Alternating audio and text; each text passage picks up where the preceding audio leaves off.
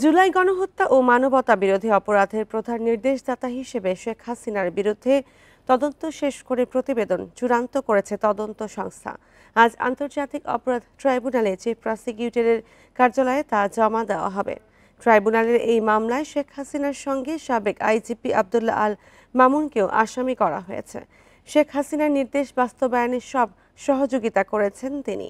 জানা গেছে, প্রতিবেদনে হত্যার নির্দেশের ফোন কল রেকর্ড সহ বিভিন্ন প্রমাণ যুক্ত করা হয়েছে। এছাড়া প্রধান নির্দেশদাতা হবে জুলাই আন্দোলনে আলোচিত সব হত্যাকাণ্ড ও মানবতা বিরোধী অপরাধের ঘটনাগুলোও এই প্রতিবেদনে যুক্ত করা হয়েছে। এর আগে আদালতে চিফ প্রসিকিউটর জানিয়েছিলেন, শেখ হাসিনার বিরুদ্ধে অসংখ্য তথ্য প্রমাণ পেয়েছে তদন্ত সংস্থা। প্রসিকিউটররা জানান, নিয়ম অনুযায়ী দাখিল করা তদন্ত প্রতিবেদন যাচাই বাছাই শেষে ট্রাইব্যুনালে আনুষ্ঠানিক চার্জ দাখিল করবে প্রসিকিউশন। এরপর চার্জ গঠনের মাধ্যমে বিচার শুরু হবে।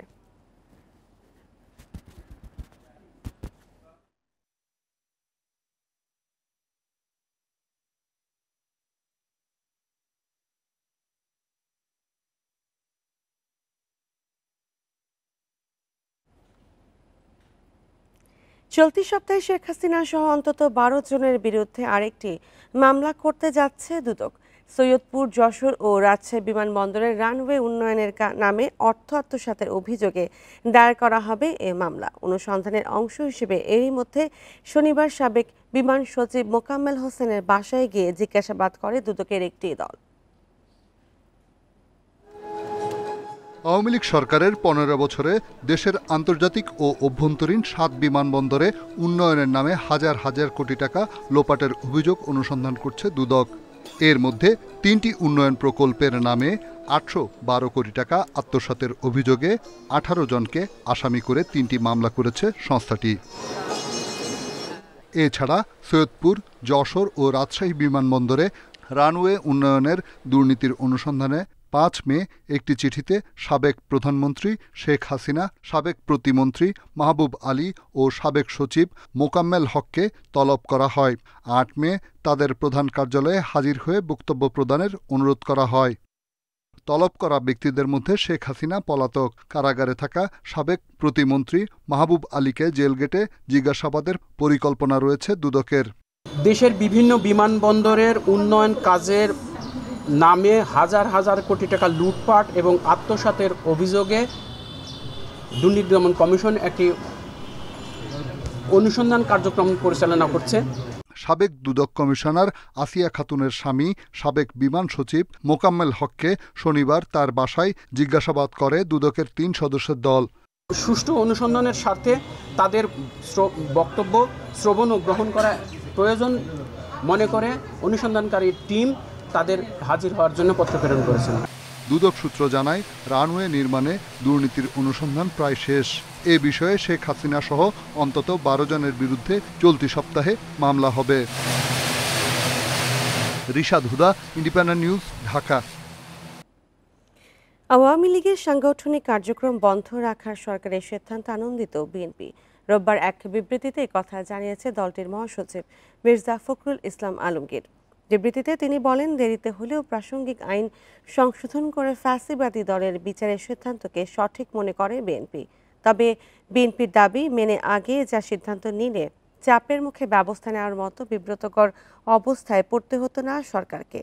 প্রধান উপদেষ্টার সাক্ষাতে লিখিত পত্রে গণহত্যা ও মানবতা বিরোধী অপরাধের দায়ে আওয়ামী লীগকে বিচারিক প্রক্রিয়ায় নিয়ে আসা ও তাদের সঙ্গে যুক্তদের বিচার দ্রুত করে রাজনীতির ময়দানকে জঞ্জাল মুক্ত করার দাবি জানিয়েছিল বিএনপি। নির্বাচনের রোডম্যাপ ঘোষিত না হওয়ায় জনমনে ক্ষোভ সৃষ্টি হচ্ছে দাবি করে সে ব্যাপারে সচেতন হতে সরকারের প্রতি আহ্বান জানান বিএনপির মহাসচিব।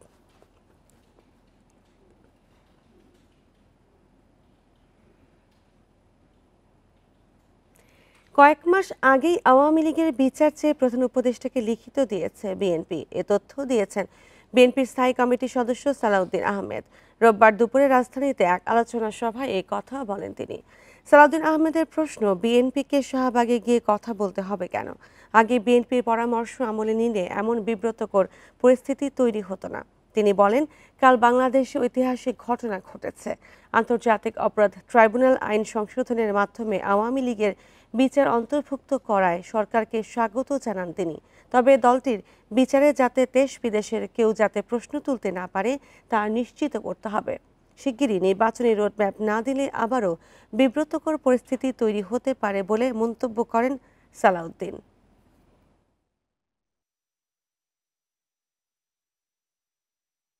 মাননীয় প্রধান উপদেষ্টার কাছে লিখিতভাবে প্রদান করেছিলাম যে আওয়ামী লীগকে গণহত্যা এবং মানবতা বিরোধী অপরাধের দায়ে আওয়ামী লীগকে রাজনৈতিক দল হিসেবে বিচারিক প্রক্রিয়ায় আনতে হবে, বিচারের আওতায় আনতে হবে। তখন মাননীয় প্রধান উপদেষ্টা যদি বিষয়টা আমলে নিতেন তাহলে হয়তো আজকে গতকালকে বা তার আগের দিন এই বিব্রতকর পরিস্থিতিতে সরকারকে পড়তে হতো না। রাজনৈতিক দলগুলোর সঙ্গে আলোচনা করে আওয়ামী লীগের কার্যক্রম নিষিদ্ধ করলে ভালো হতো বলে মন্তব্য করেছেন জামায়াত ইসলামীর আমির ডাক্তার শফিকুর রহমান। রোববার বিকেলে রাজধানীতে বাংলাদেশ ইনস্টিটিউট অব প্ল্যানার্সের 50 বছর পূর্তি অনুষ্ঠানে তিনি এ মন্তব্য করেন। শফিকুর রহমান আরও বলেন, জামায়াত ইসলামীর ক্ষমতায় গেলে এই প্রতিষ্ঠানের কার্যক্রম বাস্তবায়নে সহায়তা করবে। আওয়ামী লীগের কার্যক্রম নিষিদ্ধ করার সিদ্ধান্তকে স্বাগত জানিয়ে তিনি বলেন, এই বিষয়ে সরকারের প্রজ্ঞাপনের জন্য অপেক্ষা করছেন তারা। সেটা দেখার পর জামায়াত এ নিয়ে বিস্তারিত প্রতিক্রিয়া জানাবে।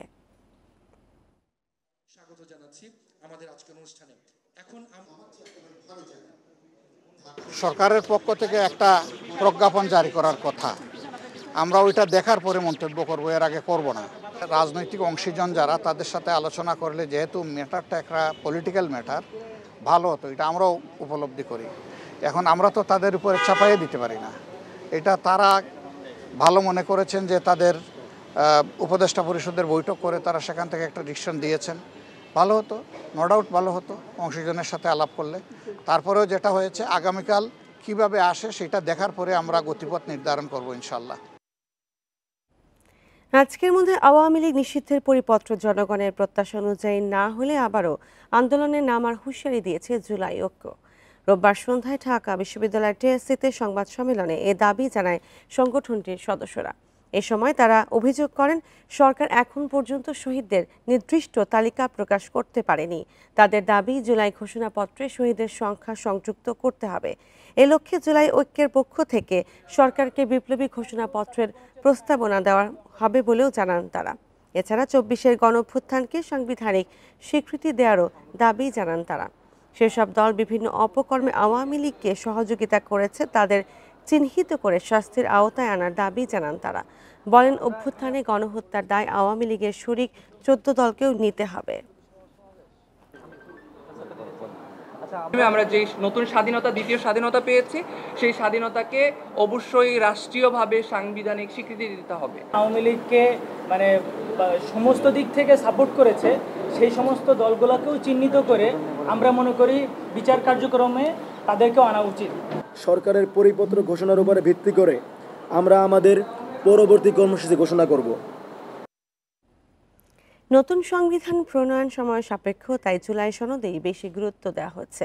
আইন উপদেষ্টা আসিফ নজরুল বলেন, প্রয়োজনে 72-এর সংবিধানকে ভিত্তি করে কাজ করা হবে। তবে এনসিপির আহ্বায়ক নাহিদ ইসলাম বলেছেন, নতুন সংবিধান ছাড়া নতুন বাংলাদেশ গড়ে তোলা অসম্ভব। রোববার রাজধানীর মাতৃভাষা ইনস্টিটিউটে এক আলোচনা সভায় তারা এসব কথা বলেন। গণ অভ্যুত্থানের মুখে 5 আগস্ট পতন হয় আওয়ামী লীগের। ডক্টর ইউনূসের নেতৃত্বে গঠিত হয় অন্তর্বর্তী সরকার। এরপর রাষ্ট্র মেরামতে সংবিধান, বিচার বিভাগ, নির্বাচন ব্যবস্থা সহ বেশ কিছু ক্ষেত্রে সংস্কারের উদ্যোগ নেওয়া হয়। তারই ধারাবাহিকতায় রাষ্ট্র ও সংবিধান সংস্কারে নাগরিক জোটের এই আলোচনা। অংশ নেন সরকারের গুরুত্বপূর্ণ ব্যক্তি, রাজনীতিবিদ ও বিশিষ্টজনেরা। সভায় আইন উপদেষ্টা বলেন, নতুন সংবিধান প্রণয়ন হতে অনেক সময় লাগবে। সব প্রশ্নের উত্তর সংবিধানে থাকে না, সুশাসনের জন্য ছোট ছোট আইনেরও প্রয়োজন। নতুন সংবিধান প্রণয়ন হতে বহুদিন লাগতে পারে। এখন এই জন্য আমি 72 সংবিধান কন্টিনিউ করব। নতুন সংবিধান প্রণীত না হওয়া পর্যন্ত বর্তমান যে সংসদ থাকবে, যে সংসদটা সংবিধান পরিষদ সংসদ হিসেবে কাজ করবে, সে 72 সংবিধানের প্রয়োজনীয় অ্যামেন্ডমেন্টগুলো করে ফেলবে। তবে আবারও নতুন সংবিধান প্রণয়নের দাবি জানান নাহিদ ইসলাম। বলেন বিগত সময় সংবিধান মানবাধিকার রক্ষা করতে ব্যর্থ হয়েছে। আমরা যদি নতুন সংবিধান তৈরি করতে না পারি তাহলে আসলে এটাকে আর নতুন বাংলাদেশ বলার প্রয়োজন নাই, কারণ আমরা পুরনো বন্দোবস্তে পুরনো সংবিধানে আস্থা রাখতেছি।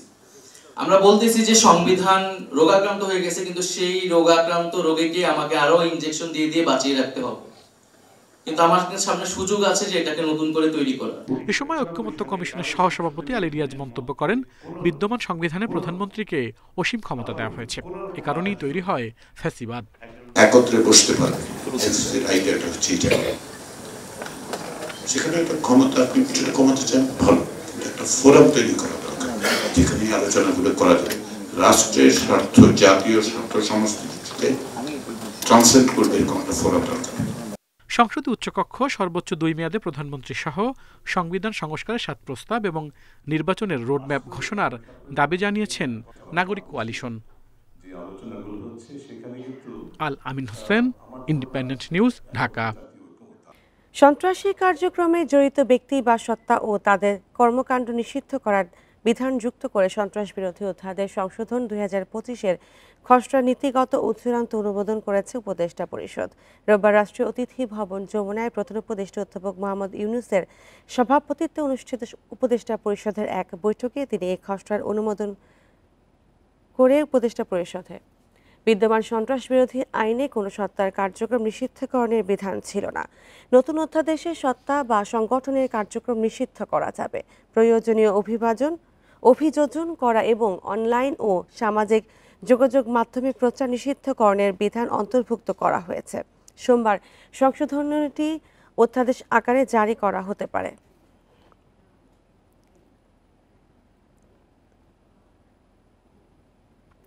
জাতীয় ঐক্যমত্য কমিশন থেকে ডক্টর ইফতেখারুজ্জামানের অপসারণ ও ইউপিডিএফ এর কার্যক্রম নিষিদ্ধ সহ 5 দাবিতে বিক্ষোভ করেছে স্টুডেন্টস ফর সভারেন্টি। রোববার বিকেলে ঢাকা বিশ্ববিদ্যালয় টিএসসির সামনে এই সমাবেশ হয়।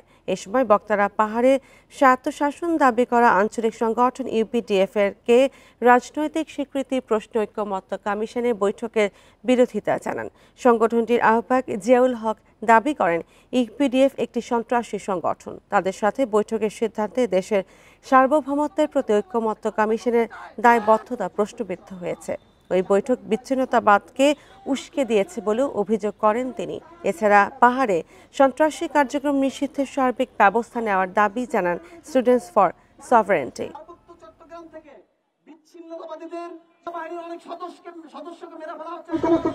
সন্ত্রাসী সংগঠনের সাথে বৈঠক করার মাধ্যমে তাদের যে নৈতিক দায়বদ্ধতা বাংলাদেশের সার্বভৌমত্বের প্রতি, সেই দায়বদ্ধতা তারা হারিয়ে ফেলেছে।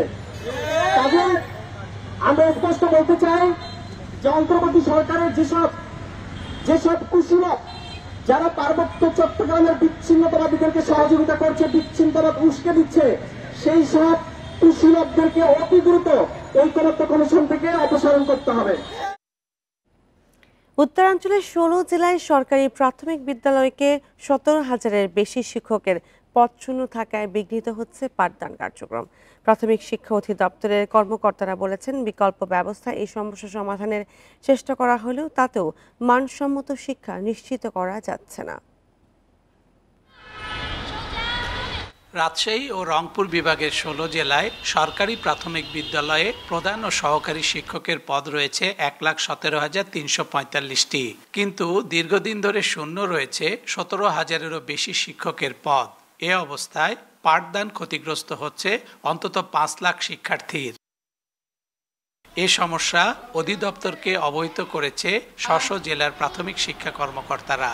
একই সাথে প্রতিটি শ্রেণীতেই পাঠদান নিশ্চিত করতে নেওয়া হয়েছে বিকল্প ব্যবস্থা। যেখানে শূন্য পদ আছে সেখানে আমরা অন্য স্কুল থেকে, যে স্কুলে বেশি শিক্ষক আছে সেখান থেকে নিয়ে এসে সংযুক্তিতে সে সমস্যার সমাধান করছি। এই জন্য আমি মনে করছি যে সার্বিকভাবে তেমন পাঠদানের ক্ষতি হচ্ছে না। তবে বিকল্প ব্যবস্থায় শিশুদের পড়ালেখায় মান উন্নয়ন হচ্ছে না বলেই মনে করেন শিক্ষকরা। যদি শিক্ষক সংকটটা দূর হয়, আমরা যদি পর্যাপ্ত পরিমাণে শিক্ষক পাই, তখন আমরা আরও আমাদের যেসব কার্যক্রম আমরা গ্রহণ করব, আমরা যেসব কার্যক্রমের পরিকল্পনা করেছি তা আমরা আরও ভালোভাবে বাস্তবায়ন করতে পারব। শিক্ষক সংকটে বিদ্যালয়গুলোতে নিয়মিত ক্লাস না হয় পিছিয়ে পড়ছেন 16 জেলার শিক্ষার্থীরা। Hasibur Rahman, Independent News, Bogura. চট্টগ্রাম থেকে ঢাকায় পাইপলাইনে বাণিজ্যিকভাবে জ্বালানি তেল পরিবহন শুরু হবে সামনের মাসের প্রথম সপ্তাহে। কয়েকদিনের মধ্যে শুরু হবে কমিশনিং, ফলে চুরি অপচয় বন্ধ হয়ে জ্বালানি পরিবহনের সময় বাঁচবে। একই সঙ্গে বছরে সাশ্রয় হবে 236 কোটি টাকা। চট্টগ্রামের ইস্টার্ন রিফাইনারি থেকে জলপথ, সড়ক ও রেলপথে ঢাকায় জ্বালানি তেল পরিবহন করা হয়। এতে সময় যেমন বেশি লাগে, তেমনি খরচও বাড়ে। এমনকি অভিযোগ আছে চুরি ও অপচয়ের। ফলে গড়ে তোলা হয়েছে স্মার্ট জ্বালানি তেল পরিবহন ব্যবস্থা। চট্টগ্রামের পতেঙ্গা থেকে নারায়ণগঞ্জের ফতুল্লা পর্যন্ত বসানো হয়েছে পাইপলাইন। প্রায় 250 কিলোমিটার পাইপলাইন বসাতে খরচ হয়েছে প্রায় 3,700 কোটি টাকা। এরই মধ্যে পাইপলাইনে 2.5 কোটি লিটার জ্বালানি তেল পাম্প করা হয়েছে। পুরো প্রকল্পের কয়েকটি স্টেশন, স্ক্যাডা ও পিএলসি সিস্টেমের কারিগরি পরীক্ষার মাধ্যমে চলছে প্রি কমিশনিং। ফাইন টিউনিংটা হয়ে গেলে আর্মি ওনারা যারা এটা করছেন ওনারা দে উইল গো ফর মানে আপনার কমিশনিং, মানে এটা ফর্মাল অংশ। কমিশনিং হয়তো 7 দিন ব্যাপী ওনারা এটা পরিচালনা করবেন without any interruption, without any disturbance. দেখা যাচ্ছে 7 দিন ধরে চলছে তেল ফ্লো। তখন আমরা বুঝবো যে হ্যাঁ, শতভাগ আমরা রিসিভ করার পর্যায়ে আছি। বিপিসি চেয়ারম্যান বলছেন, পাইপলাইনের তেল পরিবহন ব্যবস্থা পরিচালনা করবে পেট্রোলিয়াম ট্রান্সপোর্টেশন কোম্পানি। ত্রুটি মোকাবিলায় 1 বছর দায়বদ্ধ থাকবে সেনাবাহিনীর ঠিকাদার প্রতিষ্ঠানটি। ওনাদের কমিশনিংটা শেষ হলে আমরা কমার্শিয়াল এই মাসের শেষে আমরা প্রস্তুত আছি। এই মাসের শেষে বা first of next month maximum আমাদের কোম্পানি যেটা পিটিসি পিএলসি এই তেল পরিবহনের জন্য অপারেশন নিজেরাই করবে। অপারেশনের কাজটা যদিও চ্যালেঞ্জিং, বাট কমার্শিয়াল অপারেশনটা আমরা নিজেরাই করব। বছরে 27 থেকে 30 লাখ টন ডিজেল পরিবহন করা যাবে পাইপলাইনে। এ সক্ষমতা উন্নীত করা যাবে 50 লাখ টনে। দীর্ঘ এ পাইপলাইনের নিরাপত্তার দায়িত্ব দেয়া হয়েছে বেসরকারি এক প্রতিষ্ঠানকে। Hari Saha, independent news, Dhaka. আজ থেকে সারা দেশে তাপপ্রবাহ কমতে শুরু করবে। আগামী 10 দিন হালকা থেকে মাঝারি বজ্রসহ বৃষ্টির সম্ভাবনা রয়েছে। তবে কোনো ধরনের ঘূর্ণিঝড় কিংবা লঘুচাপের কোনো শঙ্কা নেই বলে জানিয়েছেন আবহাওয়া অধিদপ্তর। মে মাস দুর্যোগপ্রবণ হওয়ায় হালকা বজ্রসহ বৃষ্টি হতে পারে। এদিকে দেশের বেশ কিছু এলাকার ওপর দিয়ে অস্থায়ীভাবে ঘন্টায় 45 থেকে 60 কিলোমিটার বেগে এবং কিছু ক্ষেত্রে 60 থেকে 80 কিলোমিটার বেগে দমকা অথবা ঝড়ো হাওয়া সহ বৃষ্টি অথবা বজ্রসহ বৃষ্টি হতে পারে বলে সতর্কতা দিয়েছে আবহাওয়া অধিদপ্তর। এসব এলাকার নদী বন্দরগুলোকে 2 নম্বর সতর্ক সংকেত দেখাতে বলা হয়েছে। এ সময় বজ্রপাতের শঙ্কার ঘরে অবস্থান করা সহ বেশ কয়েকটি পদক্ষেপ নেওয়ার পরামর্শ দিয়েছে আবহাওয়া অধিদপ্তর। আগামীকাল থেকে এবং তারপরের দিন থেকে বাংলাদেশের বিভিন্ন অঞ্চলে অস্থায়ীভাবে দমকা বাতাস এবং ঝোড়ো হাওয়া সহ বৃষ্টি অথবা বজ্রসহ বৃষ্টি হতে পারে এবং এই বজ্র বৃষ্টির ফলে তাপমাত্রা অনেকটাই কমে গিয়ে স্বস্তিদায়ক পরিস্থিতি তৈরি করবে। বজ্রপাতে ব্রাহ্মণবাড়িয়া, কিশোরগঞ্জ ও হবিগঞ্জ সহ 5 জেলায় 12 জন নিহত হয়েছে।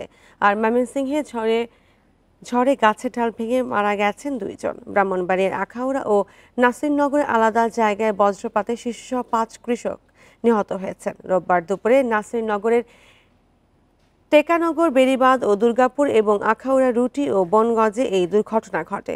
ধান কাটার সময় বজ্রপাতে তাদের মৃত্যু হয়। এদিকে কিশোরগঞ্জের ভৈরব, কুলিয়াচর ও করিমগঞ্জের মাঠে কাজ করার সময় বজ্রপাতে 3 কৃষক সহ 4 জন নিহত হয়েছেন। বিকেলে ঝড় বৃষ্টির এক পর্যায়ে বজ্রপাতে তাদের মৃত্যু হয়। এছাড়া হবিগঞ্জে এক যুবক, শেরপুর ও নওগাঁয় নিহত হয় 2 জন। এদিকে ময়মনসিংহে কালবৈশাখী ঝড়ে গাছের ডাল ভেঙে সজীব মিয়া ও সুরজ মিয়া নামের 2 জনের মৃত্যু হয়েছে।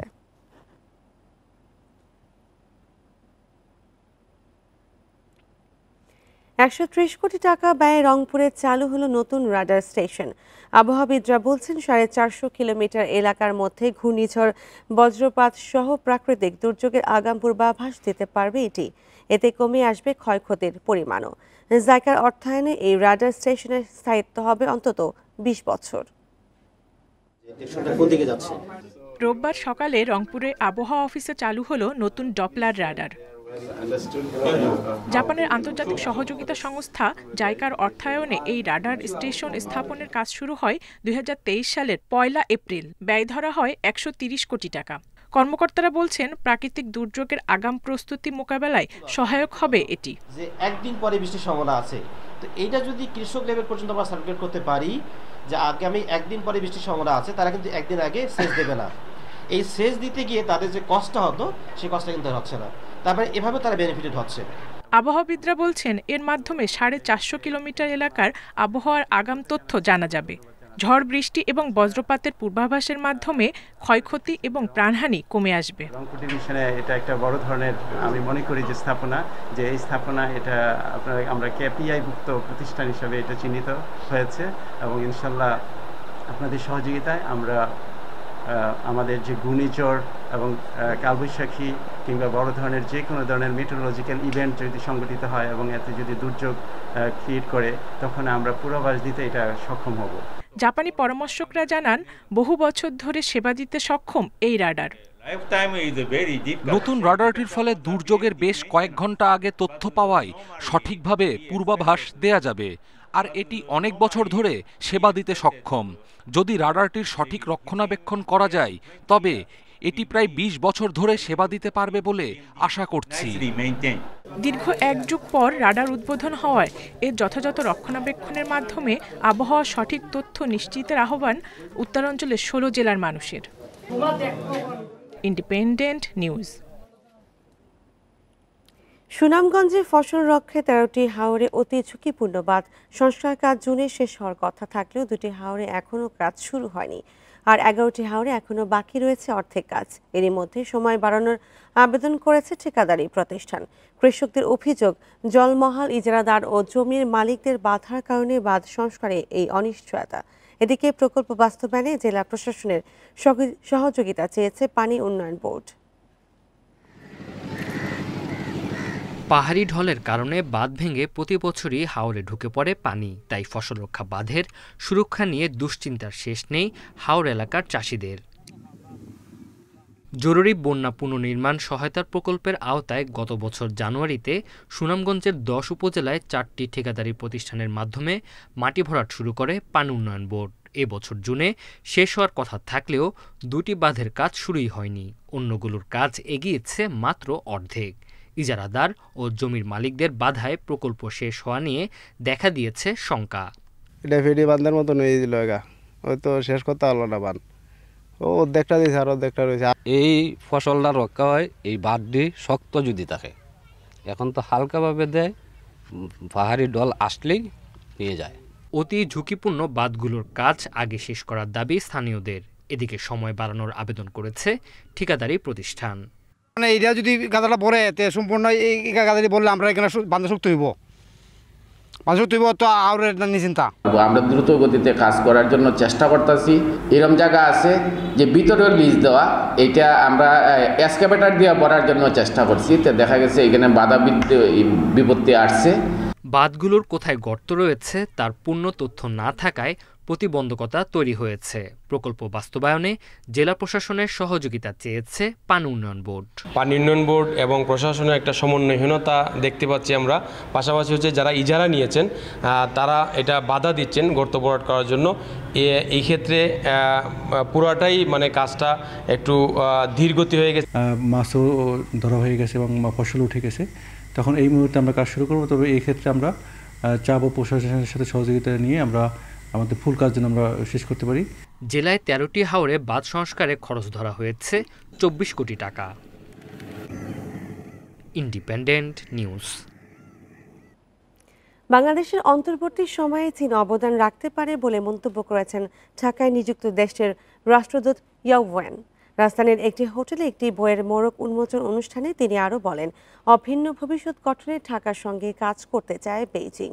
রোববার বিকেলে হোটেল প্যান প্যাসিফিক সোনারগাঁওতে শি জিনপিং দেশ প্রশাসন বইয়ের মোড়ক উন্মোচন করেন বাংলাদেশ নিযুক্ত চীনের রাষ্ট্রদূত। স্বাগত বক্তব্যে ওয়েন বলেন, বইটির বাংলা সংস্করণ পাঠকদের কাছে চীনের উন্নয়ন, বিজ্ঞান প্রযুক্তি ও শাসন দর্শন সম্পর্কে ধারণা দেবে। অনুষ্ঠানে সড়ক ও সেতু উপদেষ্টা ফজল কবির খান জানান, ঢাকায় চীনা কালচারাল সেন্টার প্রতিষ্ঠা ও অপেরা শো চালুর বিষয়ে কাজ চলছে। অনুষ্ঠানে ঢাকা বেইজিং সম্পর্ক আরও জোরদারে গুরুত্ব দেন বিএনপির স্থায়ী কমিটির সদস্য ডক্টর আব্দুল মঈন খান।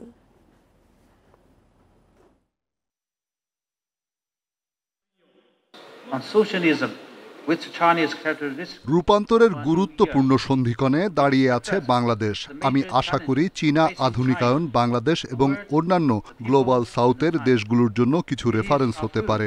বন্ধুত্ব, আন্তরিকতা ও পারস্পরিক সুবিধা এবং অন্তর্ভুক্তি নীতির ওপর নির্মিত চীনের প্রতিবেশী কূটনীতি। এই বই মোট ৪২টি ভাষায় অনুবাদ হয়েছে। বাংলাদেশিরা পড়লে চীন সম্পর্কে জানতে পারবে।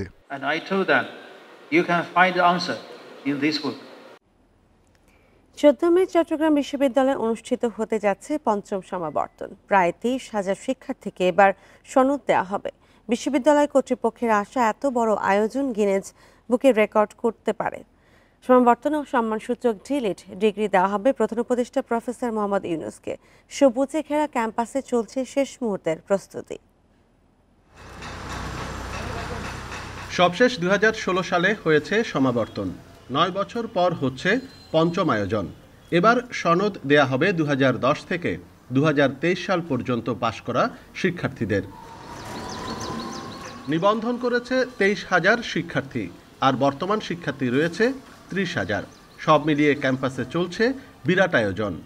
দীর্ঘদিন পরে চট্টগ্রাম বিশ্ববিদ্যালয়ে ক্যাম্পাসে সমাবর্তন অনুষ্ঠিত হচ্ছে। এটা আসলে আবেগ এবং একটা ভালোবাসার জায়গা থেকে আমরা দেখছি। এই সমাবর্তনটা তো কেবল সার্টিফিকেট গ্রহণের জন্য একটা দিন নয়, এটা আসলে আমরা যারা বের হয়ে গেছি অনেক বছর আগে তাদের একসাথে একটা মিলন মেলা। সমাবর্তনের মূল অনুষ্ঠান হবে বিশ্ববিদ্যালয়ের কেন্দ্রীয় খেলার মাঠে, তবে সাজানো হচ্ছে পুরো ক্যাম্পাসই। গিনেস বুকে নাম লেখারও একটা তৈরি হতে পারে, কারণ এত বড় কনভোকেশন বা এত মানুষের কনভোকেশনকে কেন্দ্র করে এত মানুষের গ্যাদারিং আর আগে কোথাও হয়েছে কিনা আমাদের জানা নেই। এবার সমাবর্তন বক্তা থাকছেন বিশ্ববিদ্যালয়ের প্রাক্তন শিক্ষক ও অন্তর্বর্তী সরকারের প্রধান উপদেষ্টা ডক্টর মোহাম্মদ ইউনূস। 1972 থেকে 1989 সাল পর্যন্ত বিশ্ববিদ্যালয়ের অর্থনীতি বিভাগে অধ্যাপনা করেন তিনি। ছিলেন শিক্ষক সমিতির সভাপতিও। শান্তি শৃঙ্খলার মধ্যে সম্পন্ন করতে চাই, সেই জন্য স্টেক হোল্ডাররা আমাদেরকে সহায়তা করছেন। এসএসএফ থেকে শুরু করে নিরাপত্তাগত কারণে যাদের থাকার কথা, যত রকম নিরাপত্তা পাওয়ার কথা সব আমরা পাচ্ছি। 30,000 এক্সিস্টিং স্টুডেন্টস, তারাই হচ্ছে আমাদের শক্তি, কারণ তারা সবাই চান সমাবর্তন হোক, এটা একটা রেগুলার ফিচার হোক। সমাবর্তনে অংশগ্রহণকারীদের সুবিধার্থে বাড়ানো হয়েছে শাটল ট্রেনের চলাচল। অনুপম শীল, ইন্ডিপেন্ডেন্ট নিউজ, চট্টগ্রাম। গাজীপুরে একটি সমবায় সমিতি থেকে চাঁদা দাবি ও হত্যার হুমকির অভিযোগে ছাত্রদল ও যুবদলের 10 নেতাকর্মীকে আটক করেছে যৌথ বাহিনী। রবিবার বিকেলে সিটি কর্পোরেশনের পোড়াবাড়ি এলাকা থেকে তাদের আটক করা হয়। পুলিশ জানায়, দুপুরে সৃজনী ক্ষুদ্র ব্যবসায়ী সমবায় সমিতি লিমিটেডের শাখা ব্যবস্থাপক সোহেল রানার কাছে 10 লাখ টাকা চাঁদা দাবি করে আটক ব্যক্তিরা চাঁদা দিতে অস্বীকৃতি জানালে তাকে হত্যার হুমকি দেওয়া হয়। এই ঘটনায় বিকেলে সকালে রানা যদি বাদী হয়ে গাজীপুর সদর থানার একটি লিখিত অভিযোগ দেন। অভিযোগের ভিত্তিতে যৌথ বাহিনী অভিযান চালিয়ে মহানগর ছাত্রদলের দপ্তর সম্পাদক বোরহান উদ্দিন সহ 10 জনকে আটক করে। তাদের বিরুদ্ধে আইনগত ব্যবস্থা প্রক্রিয়াধীন বলেও জানিয়েছে পুলিশ।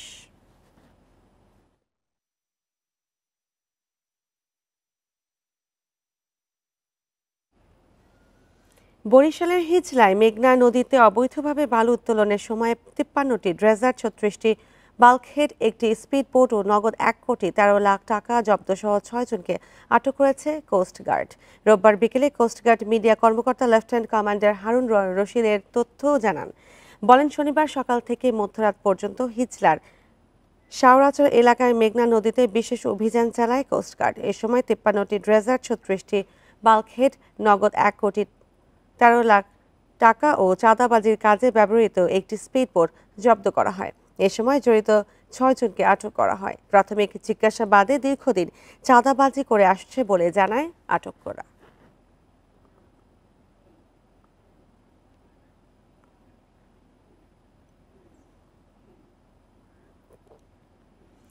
শাহজালাল বিমানবন্দরে কার্গোতে চাপ বাড়ায় জায়গা বরাদ্দে বৈষম্যের শিকার হচ্ছেন কৃষি পণ্য রপ্তানিকারকরা। তাদের দাবি, তৈরি পোশাক ও অন্যান্য খাতকে অগ্রাধিকার দিতে গিয়ে ব্যাহত হচ্ছে শাকসবজি ও ফল রপ্তানি। এসব পণ্যের রপ্তানি বাধাগ্রস্ত হওয়ায় ক্রেতা হারানোর অভিযোগ তাদের। এতে বাজার হাতছাড়া হওয়ারও শঙ্কা রয়েছে। ভারত ট্রান্সশিপমেন্ট সুবিধা প্রত্যাহারের পর বিকল্প হিসেবে সিলেট বিমানবন্দর থেকে চালু হয়েছে কার্গো ফ্লাইট। তবে এ সুবিধা থেকে বঞ্চিত হচ্ছেন কাঁচা শাকসবজি ও ফলমূল রপ্তানিকারকরা। কার্গো ফ্লাইটে তৈরি পোশাককে অগ্রাধিকার দেওয়ার অভিযোগ তাদের। ট্রান্সশিপমেন্ট সুবিধা বাতিলের পর থেকে বিমানের কার্গোতে এখন চাপ আরও বেড়েছে। এতে জায়গা না পাওয়ায় বিপাকে কৃষিপণ্য রপ্তানিকারকরা। ক্যালকাটার থেকে যে সমস্ত কার্গো যেত, ডাই কার্গো, এগুলো সব কিন্তু ঢাকার স্টেশনে চলে আসছে। আর সিলেট থেকে যেটা যাচ্ছে ওটা কিন্তু অতটুকু ক্যাপাসিটি কিন্তু নাই, যার কারণে ঢাকা স্টেশনে এখন চাপটা 2 গুণ হয়ে গেল। সংকটের মধ্যে মে মাসে 2 দফা বেড়েছে কার্গো ভাড়া। এতে কৃষিপণ্য রপ্তানিতে আগ্রহ হারাচ্ছেন ব্যবসায়ীরা। সার্ভিস চার্জ সহ প্রতি কেজি কৃষিপণ্যের সর্বশেষ বাংলাদেশ বিমান ভাড়া বাড়িয়েছে 55 থেকে 60 সেন্ট পর্যন্ত। আমাদের ক্যাপাসিটিও কমে গেল, ভাড়াও বেড়ে গেল। পাশাপাশি ক্যালকাটাতে যেহেতু ড্রাই কার্গো বাংলাদেশ থেকে জিয়া এক্সপোর্ট হতো, ওটা এখন না হওয়ার কারণে ক্যালকাটার স্পেস অনেক বেড়ে গেল। এখন সব সবজি মিডল ইস্টের যত কাস্টমার আছে সবগুলা কিন্তু ডাইভার্ট করে তাদের ব্যবসা ক্যালকাটা, দিল্লি এবং বোম্বে নিয়ে যাইতেছে। আমরা দ্রুততার সাথে এটা সমাধান করার জন্য সরকারের আশুদৃষ্টি কামনা করছি এবং এই সরকার যেন সকল বিষয়ে যেন দীর্ঘসূত্রতা না করে। কার্গো ফ্লাইটে কৃষিপণ্যের জায়গা স্বল্পতা দূর করতে কাজ চলছে বলে জানিয়েছেন বেবিচক চেয়ারম্যান। শাক সবজি অন্যান্য ফ্রোজেন যেগুলো পচনশীল আইটেমস আছে সেগুলো যেন পৌঁছাতে পারি।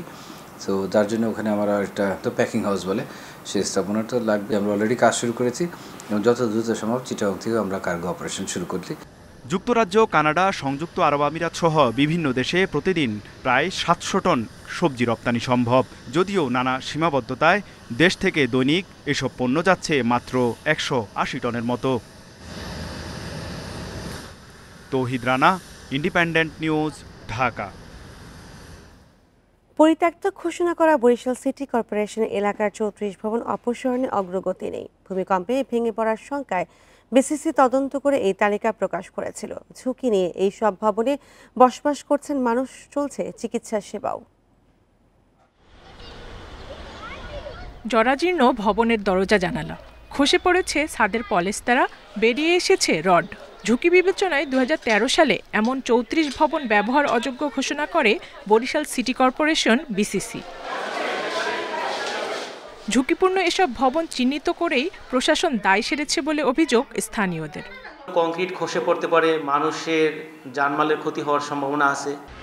সম্প্রতি মিয়ানমার ও থাইল্যান্ডের ভূমিকম্পের ভয়াবহতার খবরে নগরীর ঝুঁকিপূর্ণ শহীদ আলমগীর ছাত্রাবাস ভবন ভাঙা হয়েছে।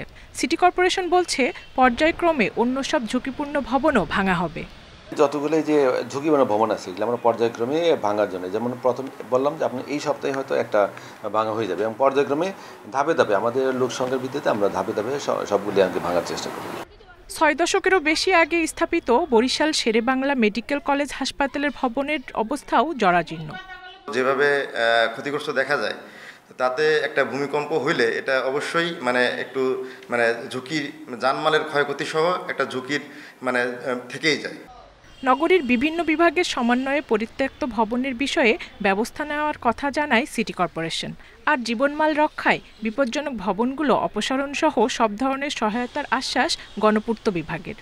এইখানে এই ভবনগুলো ডেমোলিস্ট করে আমরা ওখানে নতুন ভবন নির্মাণের জন্য সরকারি স্টাফ এবং অফিসারদের জন্য নতুন করে আবাসন নির্মাণের প্রস্তাব আমরা প্রেরণ করেছি।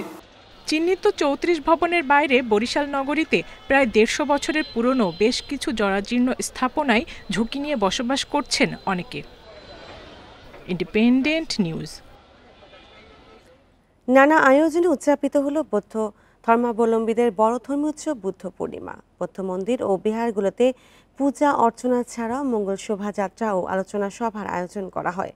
গৌতম বুদ্ধের অহিংস বাণীর মাধ্যমে বিশ্বে শান্তি ফিরে আসুক, এটাই প্রার্থনা বৌদ্ধ ধর্মাবলম্বীদের। গৌতম বুদ্ধের জন্ম, বোধিজ্ঞান ও মহাপরিনির্বাণ লাভ, এই 3 স্মৃতি বিজড়িত বৈশাখী পূর্ণিমা বৌদ্ধ সম্প্রদায়ের কাছে বুদ্ধ পূর্ণিমা হিসেবে পরিচিত। বুদ্ধ পূজা ও শিলগ্রহণ, পিণ্ডদান সহ দিনব্যাপী নানা আনুষ্ঠানিকতার মধ্য দিয়ে বৌদ্ধ ধর্মাবলম্বীরা দিনটি উদযাপন করেন। রোববার সকাল থেকে বুদ্ধ পূর্ণিমা উপলক্ষে নানা আচার অনুষ্ঠান চলে চট্টগ্রামের নন্দনকাননের বৌদ্ধবিহারে। দেশ ও দশের শান্তি কামনা করে প্রার্থনা করেন ভক্ত ও অনুসারীরা। শান্তি শোভাযাত্রায় যোগ দেন বিএনপি স্থায়ী কমিটির সদস্য আমির খসরু মাহমুদ চৌধুরী। তিনি বলেন, দেশের রাজনীতিতে শান্তিপূর্ণ সহাবস্থান এবং ভিন্ন মতের প্রতি শ্রদ্ধা ও সহনশীলতা জরুরি। ভিন্নতা থেকে আমরা একসাথে চলতে পারবো, কোনো অসুবিধা তো নাই। সহনশীল হতে হবে। বাংলাদেশে আর অশান্তির কোনো সুযোগ নাই।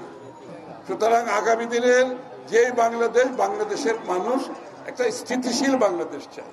রাঙ্গামাটি ও বান্দরবনের বৌদ্ধবিহারগুলোতে দেখা গেছে উৎসবমুখর পরিবেশ।